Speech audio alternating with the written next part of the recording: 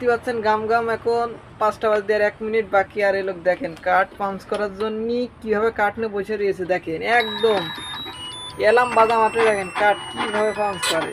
30 সেকেন্ডের ভিতরে 10টা কাঠ একবারে মেরে দেবে।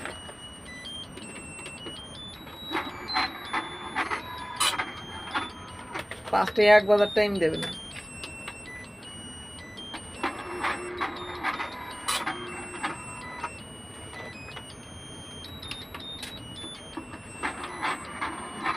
লোকটাকে একটু চিনে রাখেন, কোম্পানিতে এরকম লোকই রাখতে হবে গাম গাম।